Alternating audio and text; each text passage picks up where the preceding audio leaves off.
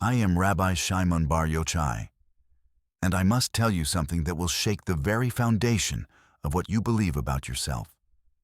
Right now, in this precise moment, there is a woman, younger, more available, more eager, standing exactly where you used to stand in his memory. And she is winning.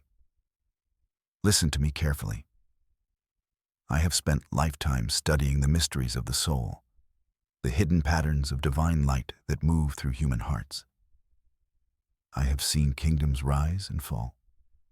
I have witnessed love transform into dust, and dust transform into eternal bonds. And what I am about to reveal to you comes not from books or theories, but from the sacred truth of how energy moves between masculine and feminine souls in this universe. You are here because something inside you knows you have lost your power. Perhaps you woke up one morning and looked in the mirror, and instead of seeing the woman you remember being, you saw someone invisible, someone forgotten, someone whose ex-husband barely remembers her name when he laughs with his new companion. You are here because you can feel it, that terrible sensation that your time has passed, that youth was your only currency, and now the vault is empty. But before I give you the keys to reclaim what you have lost, and I will give you those keys, you must first understand the spiritual law you have been violating. You must see clearly why you became invisible in the first place. There is a teaching in the sacred texts that most people misunderstand completely. They read about the Shekinah, the feminine presence of the divine, and they think it is about gentleness, about nurturing, about sacrifice. And yes, these qualities exist within her. But what they fail to understand is this. The Shekinah is irresistible, not because she is soft, but because she contains a mystery that the masculine principle will spend eternity trying to understand.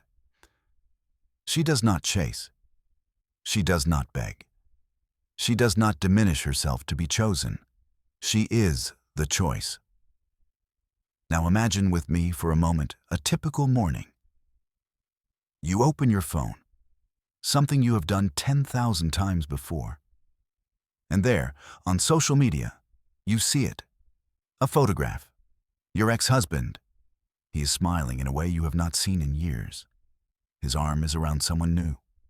She is younger, yes, but that is not what pierces your heart like a blade. What destroys you is the light in his eyes, the ease in his posture, the unmistakable energy of a man who has found something he thought was lost forever. And in that moment, you realize he is not thinking about you at all. You try to scroll past it. You try to pretend it does not matter. But it does matter. It matters because somewhere deep in your soul, you believe that even though the relationship ended, you would remain important to him. You would remain the standard against which all others are measured. You would remain irreplaceable. But now you see the truth. You have been replaced. And she is not struggling to keep his attention. She's not worried about her age or her body or whether she is enough.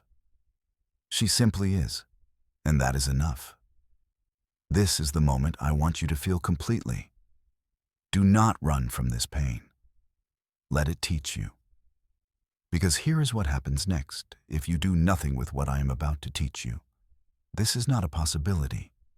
This is a certainty. As sure as water flows downward and fire rises upward, if you continue living as you have been living, hiding your light, apologizing for your existence, believing that your value decreased with each passing year, you will watch from the shadows as he builds a complete life with someone else. You will see the vacations you dreamed of taking, but with her face in the photographs. You will hear about the intimate conversations, the inside jokes, the way she makes him feel young again. And worst of all, you will attend family gatherings where his children and grandchildren speak about her with warmth and acceptance, while you become a footnote, a cautionary tale, the woman who once was. Your friends will try to comfort you. They will tell you that you are better off without him. They will remind you that the relationship was broken anyway. And perhaps they are right. Perhaps he is not even the man you should want. But that is not the point, is it? The point is that you want to be wanted. You want to be desired. You want to walk into a room and feel the shift in energy that says, she is powerful, she is magnetic, she is absolutely irresistible. And right now, you do not feel that way. Right now, you feel invisible.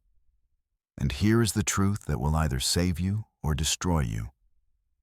Every single day you wait to reclaim your power is a day that someone else is becoming more rooted in the life you thought would be yours. Every morning you wake up and choose invisibility, choose smallness, choose the belief that your best days are behind you. She is waking up and choosing to be fully alive. She is not more beautiful than you. She is not more intelligent than you. She is not more worthy than you. But she believes she is enough. And that belief is creating a reality around her that you can only watch from the outside. Do you understand what I am saying to you? This is not about him. This has never been about him. This is about whether you will allow the divine feminine power that lives in your soul to rise again, or whether you will bury it under layers of fear and shame, and the lie that says your time has passed. Because I have news for you that will either terrify you or liberate you. Your time has not passed, but it is passing, right now, in this moment. While you wonder if it is too late, while you scroll through photographs of other people's happiness, while you tell yourself that you are too old or too damaged or too far gone, the door is closing. Not because you are not enough, but because you have forgotten that you are everything. Let me be even more direct with you, because I did not survive exile in caves and persecution by empires by softening the truth. If you do not apply what I am about to teach you, if you listen to these words and then return to your small life, your small thoughts, your small belief about what is possible for a woman of your age and experience, you will have chosen your own invisibility. You will have chosen to be forgotten. And when you are 80 years old, sitting alone in a room full of memories, you will ask yourself, why did I not try? Why did I not believe? Why did I allow fear to steal the last decades of my life? And there will be no good answer to that question. But it does not have to be this way. I would not be here, speaking to you across time and dimension, if there was not another path. A path that has been walked by women of wisdom for thousands of years. A path that does not depend on youth or conventional beauty or any of the temporary things that fade with time. A path that makes you more powerful, more magnetic, more absolutely irresistible with every year that passes. This path requires something from you. It requires that you stop playing small. It requires that you stop apologizing for taking up space in the world. It requires that you remember who you were before the world told you who you should be. Are you ready? Because what comes next will change everything, but only if you have the courage to actually do it. The first habit, and listen closely because this is where most women fail immediately, is this. You must stop performing youth and start embodying wisdom. I know what you are thinking. You are thinking, but Rabbi Shimon, everyone wants youth. Men desire youth. The culture worships youth. How can I possibly be desirable if I am not young? And here is where you have been deceived. Here is the lie you have swallowed like poison, that desire is about youth. It is not. Desire is about energy. It is about presence. It is about the quality of light that emanates from your soul.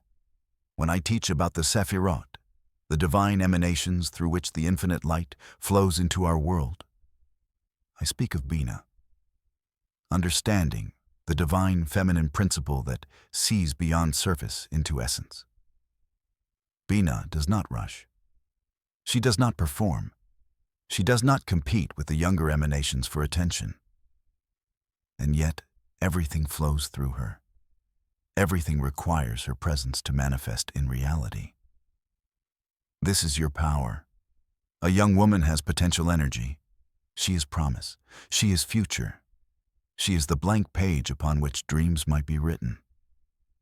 And yes, there is something intoxicating about that. But here is what she does not have. She does not have the bone-deep certainty that comes from having survived everything and discovering that she is still standing. She does not have the quiet power of a woman who knows exactly who she is and will not negotiate that truth for anyone.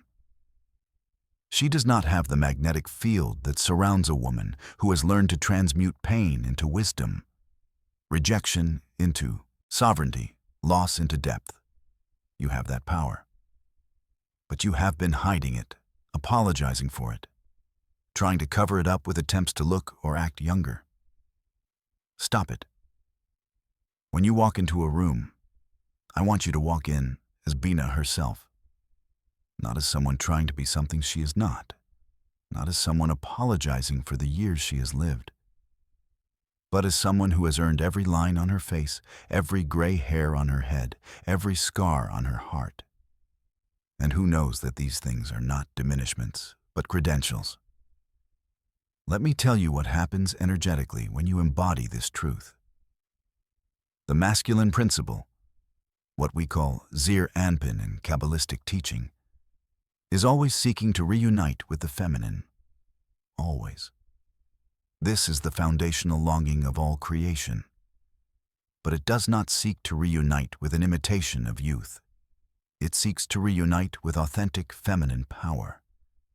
And authentic feminine power in a woman of 45, 50, 60 years is not the same as feminine power in a woman of 25. It is deeper. It is richer. It is infinitely more complex and therefore infinitely more fascinating. A man might be initially attracted to a younger woman because his eyes are drawn to physical beauty. This is simply how the masculine eye works, and there is no shame in acknowledging it. But attraction is not the same as irresistibility. Attraction fades. Irresistibility compounds. Attraction can be manufactured. Irresistibility must be earned. And here is what makes you irresistible. When a man is in your presence and he feels that you are not trying to extract anything from him, not trying to prove anything to him, not performing for his approval, but simply being the fullness of who you are, something in his soul recognizes that he is in the presence of the real thing. Not the promise of something, not the potential for something, but the actual embodied presence of feminine power. This creates what I call divine obsession. He cannot stop thinking about you because you have triggered something ancient in his consciousness. You have reminded him of what he has been seeking his entire life. But you cannot trigger this if you are busy trying to compete with younger women on their terms. You cannot trigger this if you are apologizing for your existence. You cannot trigger this if you are performing an image instead of revealing a truth. So the first habit is this. Walk into every room as if you are the most fascinating woman there, not because of your body or your face, but because of the depth of lived experience that emanates from your soul. Let your wisdom be visible. Let your confidence be palpable. Let your refusal to diminish yourself be absolute. Do you know what I see when I look at most women your age? I see apology. I see contraction. I see someone trying to take up less space, speak more quietly, attract less attention, as if they believe the world has already decided they are irrelevant. And the tragedy is this: the world will decide you are irrelevant the moment you decide it yourself. But when I encounter a woman who has claimed her full power, who moves through the world with the certainty that she belongs in every space she enters, I see something else entirely. I see a force of nature. I see someone whom others cannot ignore even if they try. I see irresistibility. Now, the second habit builds directly on the first, and it is going to make some of you uncomfortable. But discomfort is where transformation lives. You must develop what I call sacred selfishness. I can already hear your resistance. You have been trained your entire life to believe that your worth comes from service, from sacrifice, from putting everyone else's needs before your own, from being the good woman who never asks for too much, never demands respect, never says no to requests for her time and energy. And where has that gotten you? It has gotten you exhausted. It has gotten you resentful. It has gotten you invisible. Listen to me. The divine feminine is not a servant. She is not a martyr. She is the source from which all life flows, and she protects that source with absolute ferocity. In the Zohar, we learn that the Shekinah went into exile with the people of Israel. But even in exile, she maintained her dignity. She did not grovel. She did not beg to be accepted.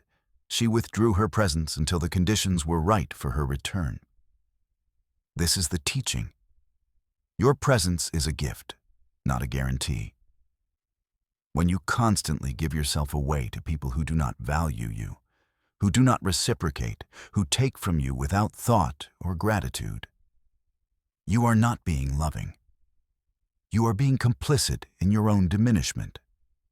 You are training people to see you as a resource to be consumed rather than a sovereign being to be honored. Sacred selfishness means that you put your own energetic needs first, not because you are cruel, but because you understand that you cannot give what you do not have.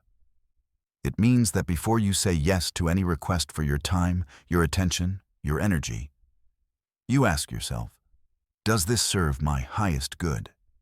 Does this honor my worth? Does this align with the woman I am becoming?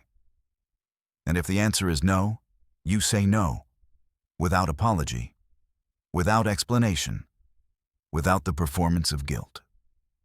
I want you to imagine something for me. Imagine that your energy, your life force, is a precious oil, the kind used in the temple for sacred purposes. Would you pour that oil onto the ground carelessly? Would you let anyone who asked take as much as they wanted? Would you give it away for free to people who would waste it? No. You would protect it. You would use it intentionally. You would reserve it for purposes worthy of its sacredness. This is how you must treat your own energy. And here is what happens when you do this. You become magnetic in a way you cannot even imagine right now. Because people are unconsciously drawn to those who value themselves. We are all seeking to understand our own worth by watching how others treat themselves. When you demonstrate through your actions that you are valuable, that your time is precious, that your energy is not freely available to anyone who asks, people begin to desire access to you. They begin to wonder what makes you so certain of your worth. They begin to compete for your attention. This is not manipulation. This is alignment with spiritual law. The masculine principle is designed to pursue that which retreats with dignity. It is designed to value that which does not give itself away freely. This is not a game or a trick. This is how the energy of desire actually works in our universe.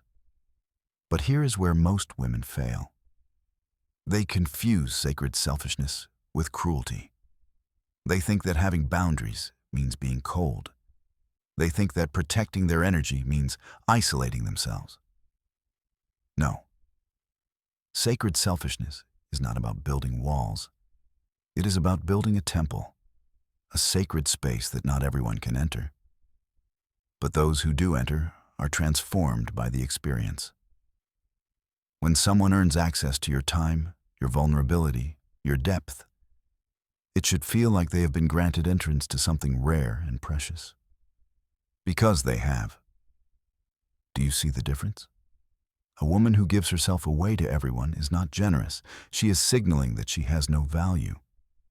But a woman who carefully discerns who deserves her presence, who protects her energy with fierce love,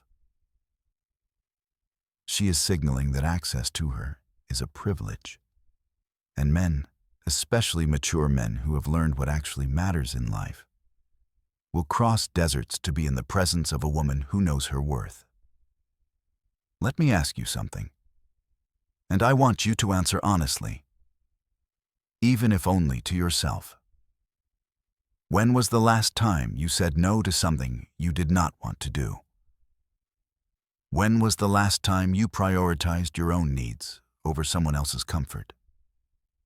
When was the last time you chose yourself first? If you cannot remember, then you have your answer about why you feel invisible. You have been teaching the world that you do not matter. And the world, being the perfect mirror that it is, has agreed with you. The third habit, and this one requires real courage, is that you must become completely unbothered by the opinions of others, especially other women. Do you know what I have observed in my years of teaching?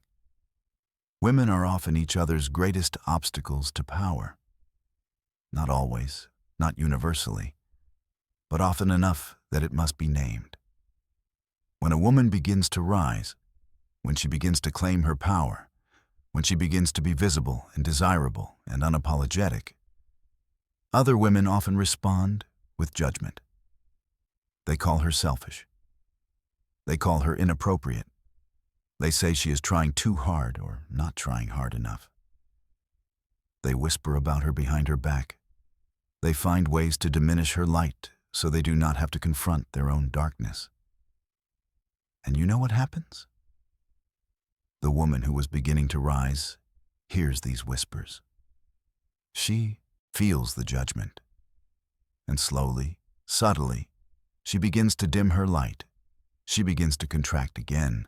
She begins to play small because it is safer, because it keeps her in the sisterhood of invisible women who have all agreed to stay small together. You must refuse this contract. When you begin to embody these habits, when you begin to walk through the world as an irresistible woman who knows her worth, you will face resistance.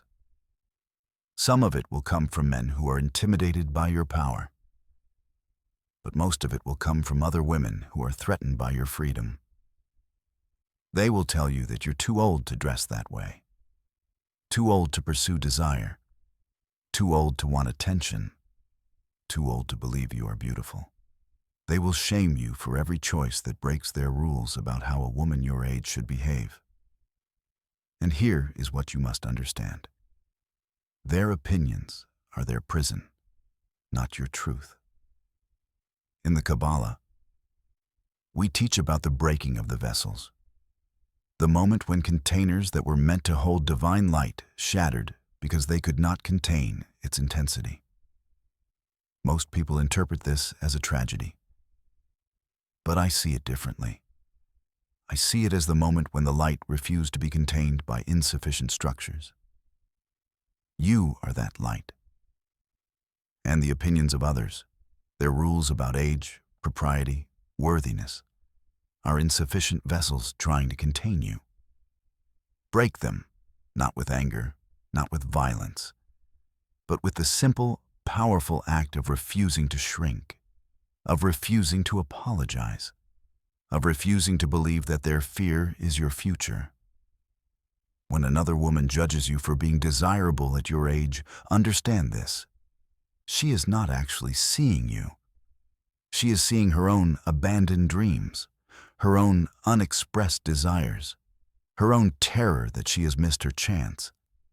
And instead of using you as inspiration for what is possible, she is using you as a mirror that shows her what she is too afraid to claim for herself. This is not your problem to fix. Your job is not to make other people comfortable with your power. Your job is to be the fullness of who you are and let them figure out how to deal with it. And here is the beautiful secret.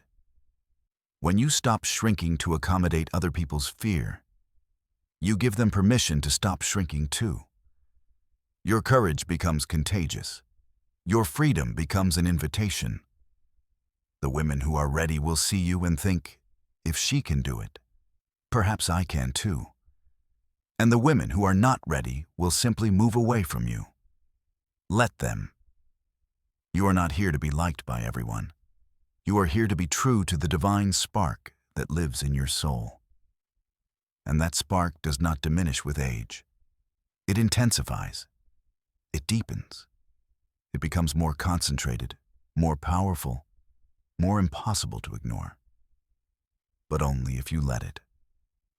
So the third habit is this. Stop asking for permission to be powerful. Stop waiting for approval to be desirable. Stop checking with others to see if you are allowed to take up space in the world. You are already allowed. You were born with this permission. The only question is whether you will claim it. Now we come to the fourth habit. And this is where the mystery deepens. You must learn to speak the language of divine timing. I see so many women rushing to prove they are over their divorce, rushing to find a new relationship, rushing to demonstrate that they are fine, they are happy, they have moved on. And this rushing, this desperation to get to the next thing, it repels the very experiences they are seeking. There is a concept in Kabbalah called Tzimtzum, divine contraction. It teaches that before the world could be created, the infinite light had to contract, had to create space, had to allow for emptiness. This emptiness was not absence.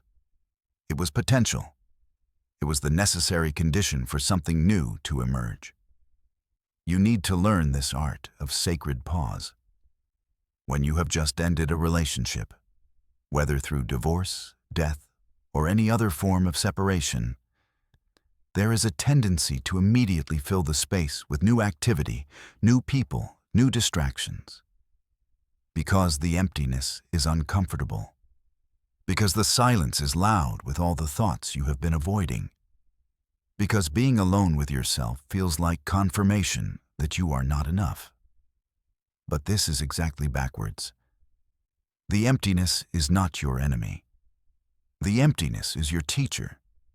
It is showing you all the places where you abandoned yourself, all the ways you made someone else responsible for your happiness, all the beliefs you carried about your worth being dependent on being chosen by another. And until you sit with that emptiness, until you learn its lessons, until you reclaim the parts of yourself you gave away, you will simply recreate the same patterns with someone new. Divine timing means that you trust the rhythm of your own unfolding. It means that you do not force things before they are ready.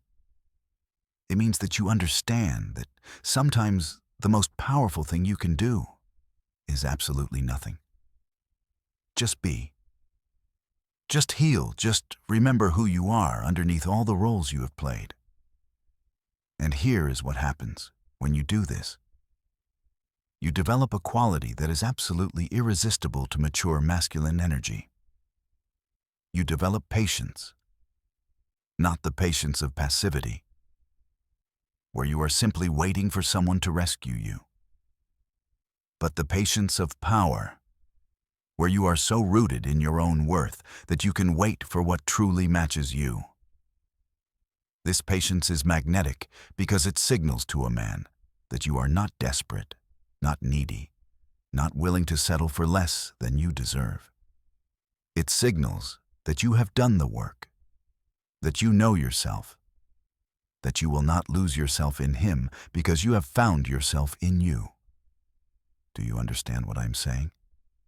Men at this stage of life, mature men who have lived and loved and lost, are not looking for another project. They are not looking for someone they need to fix or save. They are looking for someone who is already whole, who is already powerful, who is already complete in herself, and who chooses to share that completeness with him because it enhances both their lives, not because she needs him to fill a void.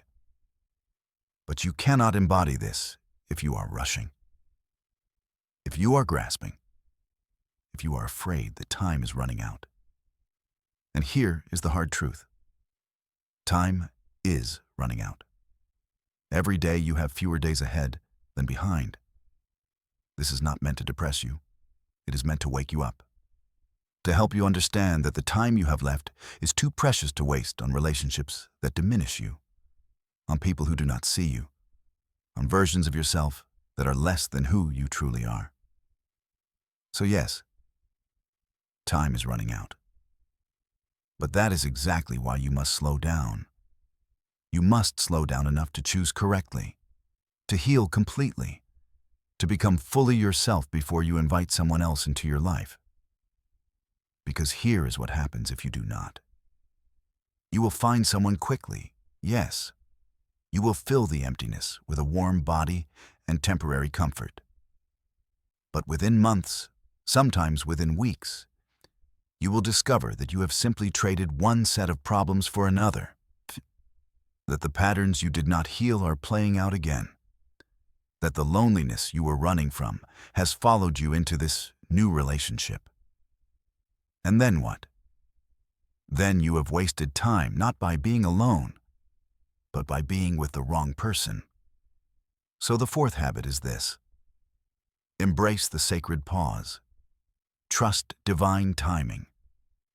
Use your solitude not as a waiting room where you mark time until someone arrives, but as a temple where you rediscover your own divinity.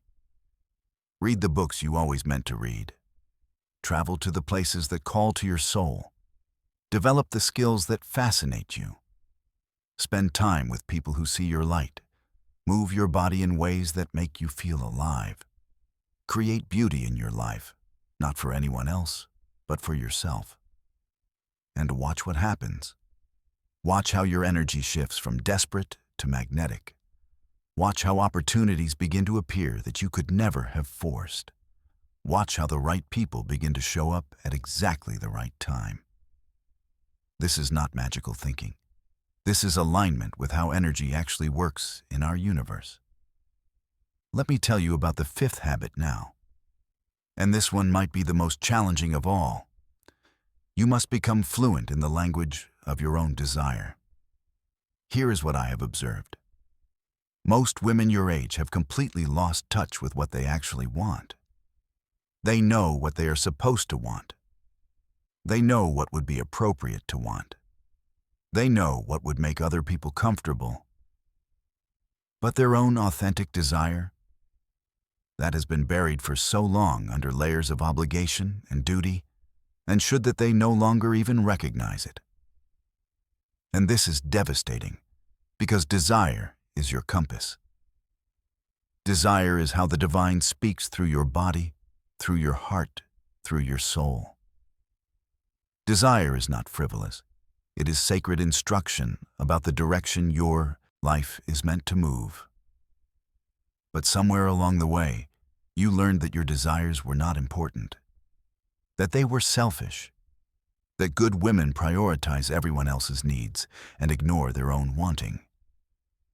And so you practiced not wanting. You practiced being satisfied with less. You practiced pretending that you did not need more or better or different. And now? Now you are numb. Now you go through your days on autopilot, doing what needs to be done, but feeling nothing. No passion, no excitement, no aliveness. And you wonder why you are not irresistible? You cannot be irresistible if you are not even interested in your own life. So here is your work. You must excavate your desire. You must dig through all the layers of conditioning and discover what you actually want, not what you think you should want. Start with your body. What does your body desire? Not what diet culture tells you your body should look like, but what does your body actually want to feel? Does it want to dance? Does it want to rest? Does it want to be touched? Does it want to move in ways that make you feel powerful? Then move to your heart. What does your heart desire?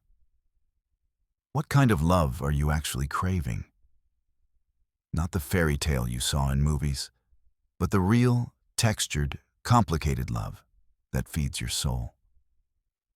Do you want passion? Do you want partnership? Do you want independence with connection? Do you want someone who challenges you or someone who soothes you? Then move to your soul. What does your soul desire? What is it hungry to create, to experience, to become? What dreams have you abandoned because you thought it was too late? What version of yourself have you never allowed to fully emerge? This is difficult work because you will encounter resistance from within yourself. You will hear voices that say, "Who do you think you are? You are too old for this. This is inappropriate. This is selfish. You should be grateful for what you have." These voices are not wisdom. They are the internalized judgment of everyone who ever needed you to stay small so they could feel safe. Tell those voices to be quiet. And then, and this is crucial, you must begin to honor your desires with action. Not someday. Not when conditions are perfect. Now. If your body desires movement, move it today. If your heart desires connection, reach out to someone today. If your soul desires creative expression, create something today, even if it is imperfect, even if it is messy, even if no one sees it but you. Because here is what happens when you begin to honor your own desires. You come alive. And aliveness is the most irresistible quality a human being can possess. Men are not actually drawn to perfect women. They are drawn to alive women. Women who are excited about their lives. Women who have interests and passions and opinions. Women who light up when they talk about what matters to them. But you cannot light up about anything if you have spent decades practicing not wanting. So the fifth habit is this: reclaim your desire. Make it visible. Make it unapologetic. Make it the organizing principle of how you spend your precious time on this earth. And when you do this, when you walk through the world as a woman who knows what she wants and is actively pursuing it, something shifts in how others perceive you. You stop being a person who needs to be taken care of and become a person whom others want to join. You stop being a question mark and become an exclamation point. This is irresistible.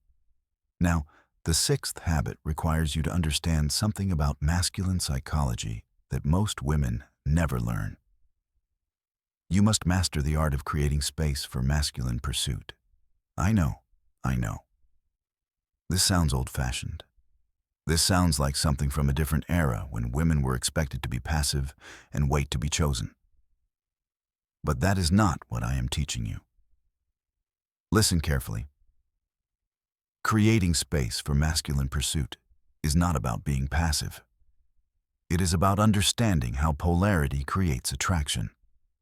In Kabbalistic teaching, we speak of two fundamental forces, chesed and gevura, expansion and contraction, giving and receiving, masculine and feminine principles. These forces are not about men and women specifically. They are about energetic qualities that create attraction through their dynamic tension. The masculine principle, at its core, is oriented toward pursuit, toward achievement, toward conquering, not in a violent way, but in the sense of moving toward a goal and claiming it. This is how masculine energy feels alive and purposeful. The feminine principle, at its core, is oriented toward receiving, toward magnetism, toward being the prize that is worth pursuing. Again, not in a passive way, but in the sense of being so valuable, so worthy, so completely secure in your worth that you do not need to chase anything. And here is where most women your age go wrong. They have spent so long being independent, being strong, being the one who makes everything happen, that they have forgotten how to create space for someone else to show up for them. They pursue men. They initiate everything. They plan the dates. They send the texts. They make all the effort. And then they wonder why the man seems lukewarm, disengaged, not fully invested. And the answer is simple. He is not fully invested because he did not have to invest anything to get you. You gave yourself to him before he earned you. You pursued him so aggressively that he never had the opportunity to discover whether he actually wanted you. Now, I can already hear some of you saying, "But Rabbi Shimon, if I do not pursue him, nothing will happen. He will not notice me. He will choose someone else." And to that I say, good. If a man is not willing to pursue you, if he is not willing to make effort to be in your presence, if he is not willing to demonstrate through his actions that he values you, then you do not want him anyway. You're not trying to be irresistible to every man. You are trying to be irresistible to the right man, the one who recognizes your worth and is willing to work to earn your trust and attention. Creating space for masculine pursuit means that you make yourself visible. You are friendly. You are warm. You make eye contact. You show interest. But then you step back and allow him to take the next step. You allow him to ask for your number. You allow him to plan the date. You allow him to pursue getting to know you. This does not mean you are passive. It means you are receptive. There is a profound difference.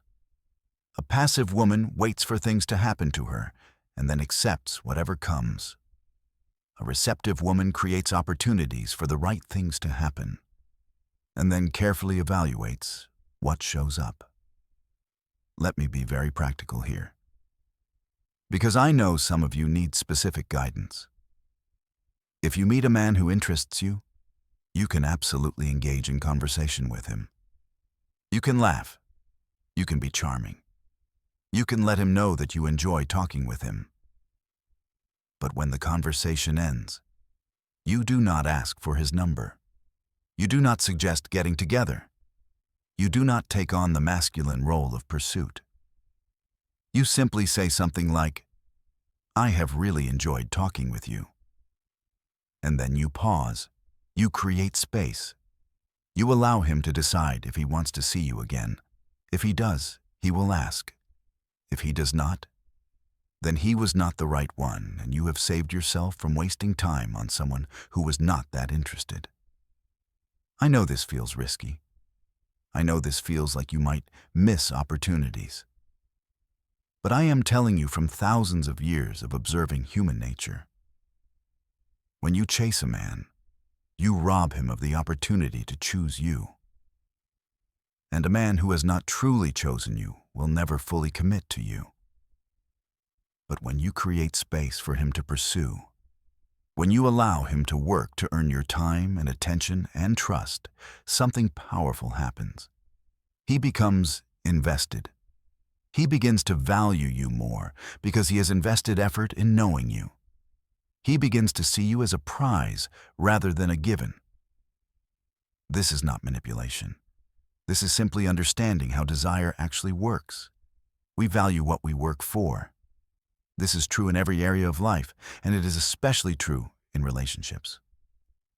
So the sixth habit is this: stop chasing.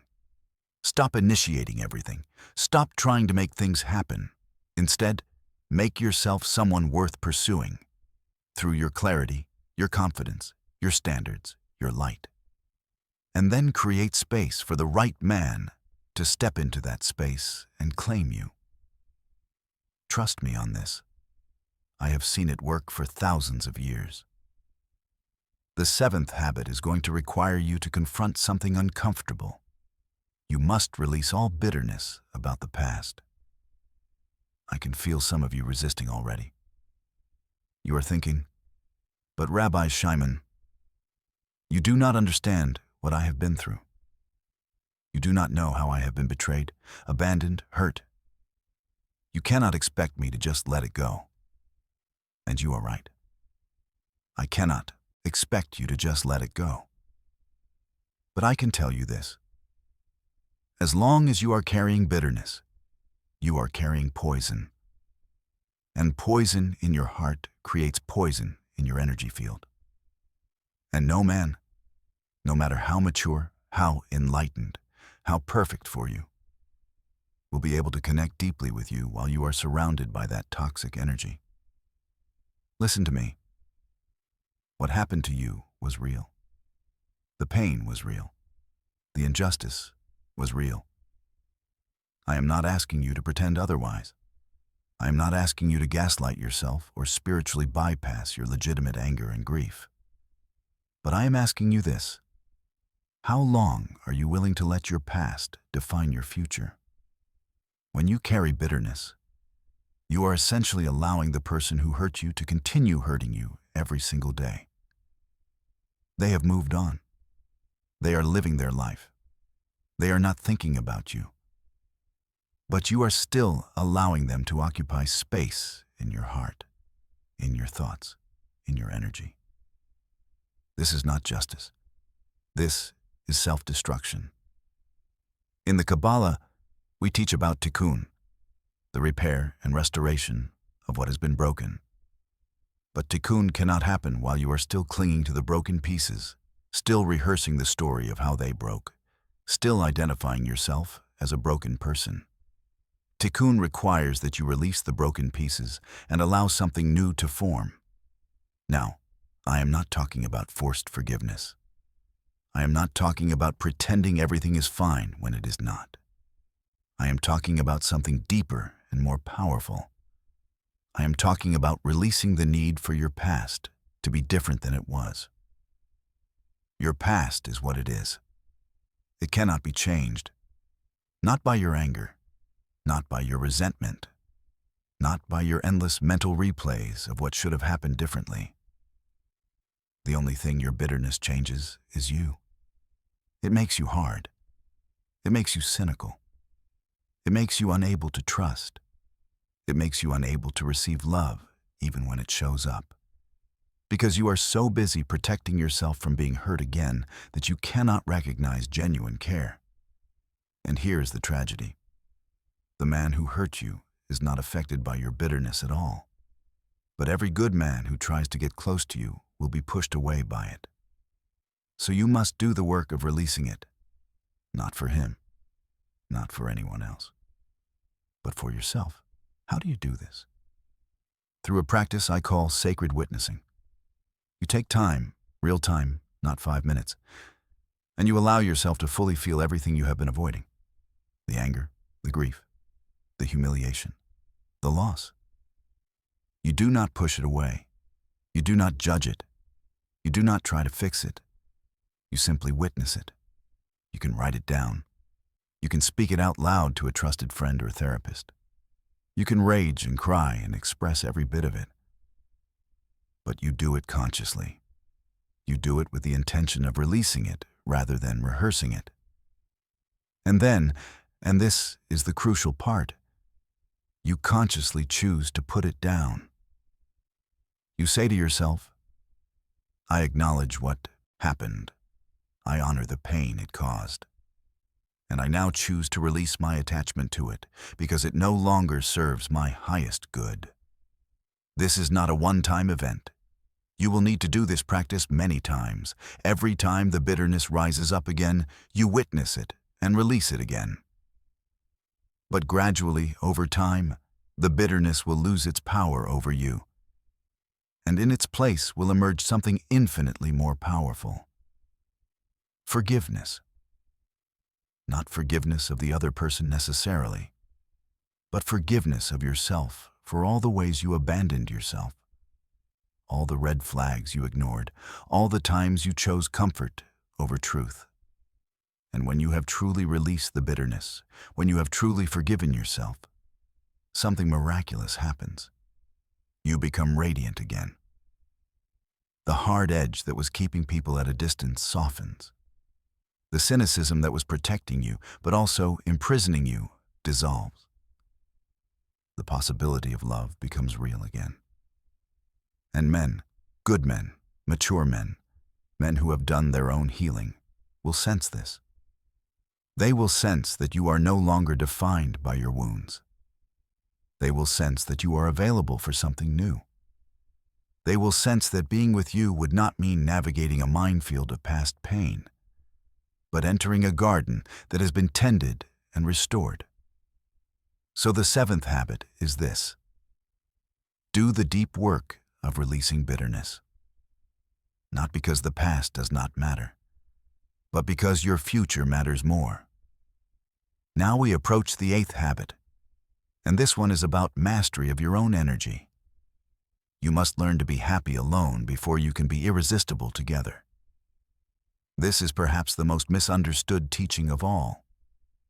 People think it means you should be complete in yourself and not need anyone, which then raises the question, why would you be in a relationship at all? But that is not what I am saying.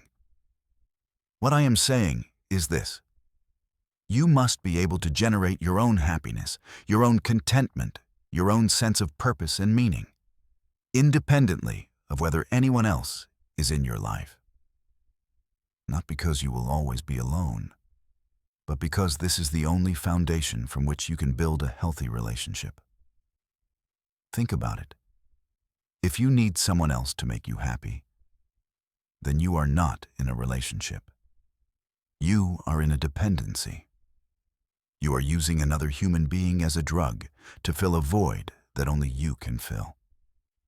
And that person will eventually either exhaust themselves trying to fill your void, or they will resent you for making their presence your sole source of joy. But when you can generate your own happiness, when you have cultivated a life that is rich and full and meaningful, even when you are alone, then a relationship becomes an enhancement rather than a necessity. It becomes a choice you make from abundance rather than a desperate grab from scarcity. And this is what makes you irresistible. Because a man who encounters a woman who is genuinely happy in her life, who has purpose and passion and joy that exist independently of him, he immediately understands that she does not need him. She is choosing him. And being chosen by someone who has other options, who could be happy without you, that is the ultimate compliment. So how do you cultivate this? You build a life that you love, not a life you are tolerating until someone comes along to improve it, but a life you actually love living. This means you invest in friendships that nourish you. You invest in work or creative pursuits that fulfill you. You invest in experiences that bring you joy. You invest in learning and growth and becoming more of who you are meant to be. And yes, sometimes you will feel lonely. This is human. This is normal. This is not something to fix immediately by rushing into a relationship. Loneliness is not an emergency. It is information. It is your soul telling you that you crave connection. But connection does not only come from romantic relationships. It comes from community. It comes from meaningful friendships. It comes from being part of something larger than yourself. When you rush to fill loneliness with the first person who shows interest, you are not solving the problem. You are avoiding it.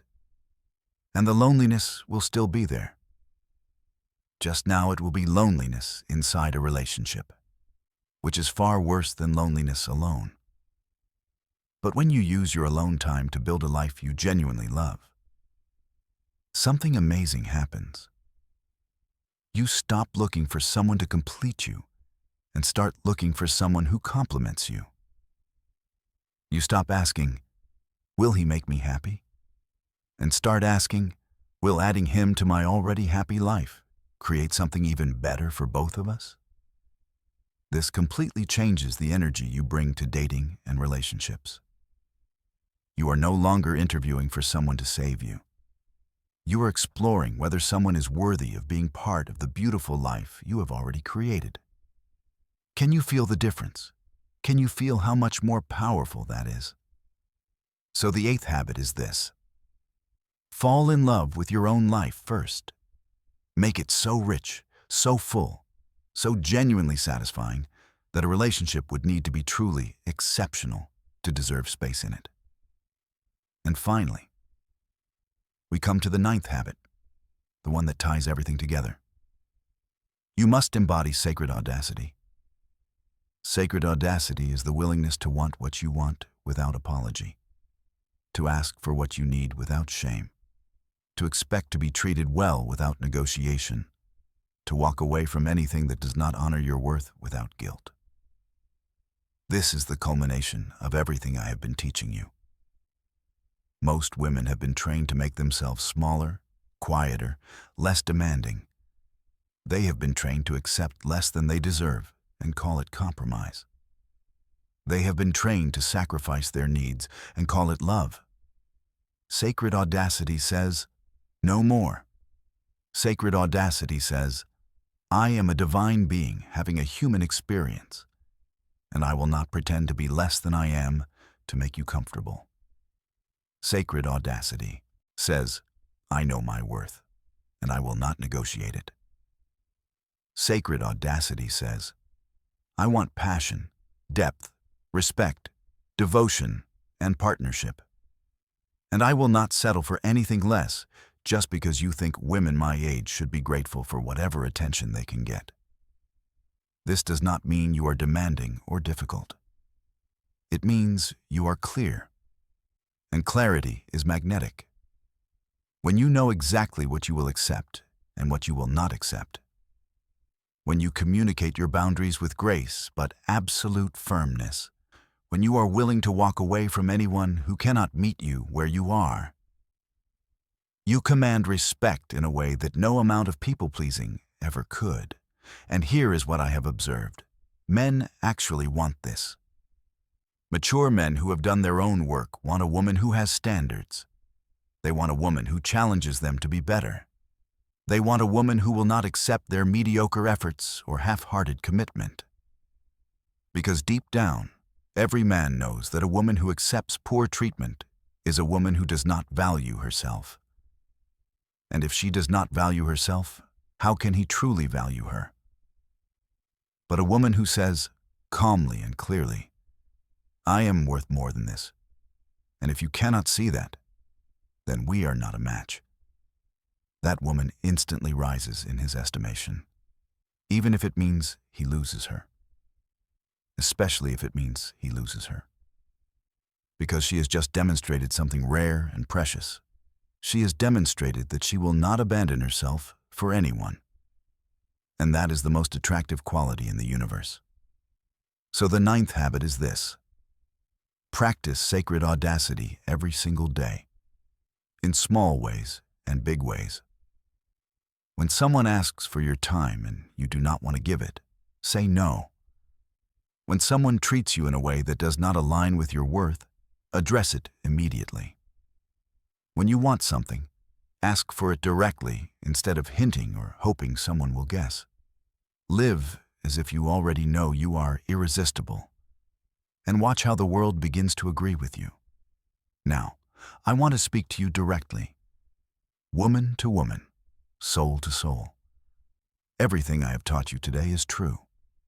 Everything I have taught you today works, but none of it matters if you do not believe it applies to you.